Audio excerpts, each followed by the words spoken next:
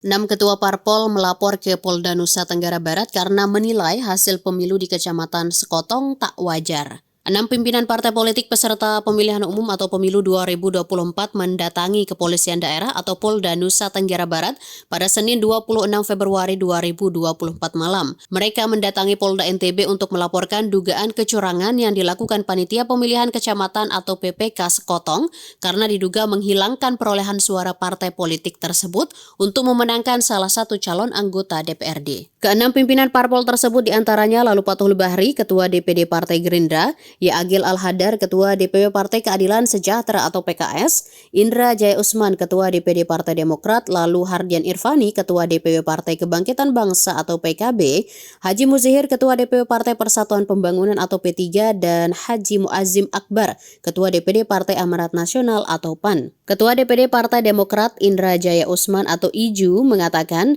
indikasi kecurangan tersebut terlihat dari jumlah daftar pemilih tetap atau DPT di Kecamatan Sekotong sebanyak 48.511 pemilih dengan tingkat partisipasi masyarakat hampir 99,9% atau 48.400 lebih. Indonesia saya kira tidak ada kejadian seperti ini, ada satu partai yang hanya mendapatkan 99% gitu.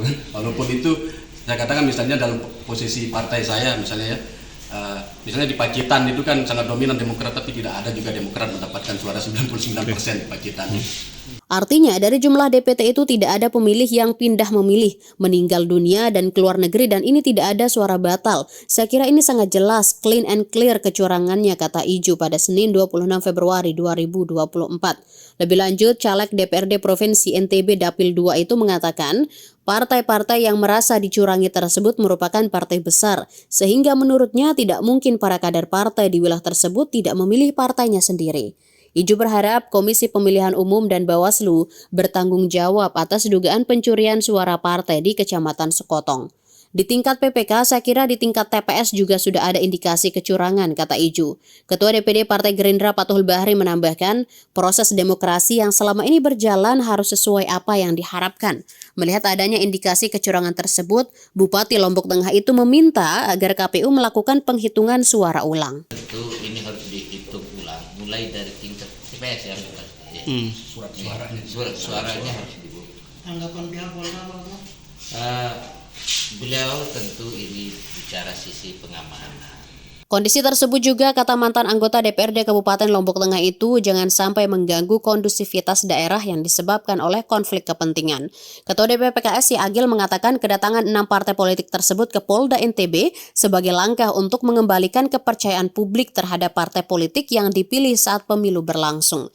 Itu sebabnya kami datang ke sini untuk sama-sama menjaga apa yang menjadi kepercayaan publik kepada kami, kata Wakil Ketua DPRD Provinsi NTB itu. Ya Agil juga mengatakan bahwa ia menerima informasi ada salah satu caleg yang berasal dari Kecamatan Sekotong pada saat penghitungan suara caleg tersebut tidak mendapat suara.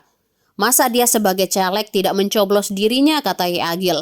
Selain 6 partai tersebut, dari informasi yang diterima tribunlombok.com, PDI Perjuangan sudah lebih dulu melapor ke Polda NTB. Selain ke Polda NTB, parpol tersebut juga akan melapor ke Bawaslu NTB untuk menindaklanjuti dugaan kecurangan tersebut. Download Tribun X sekarang, menghadirkan lokal menjadi Indonesia.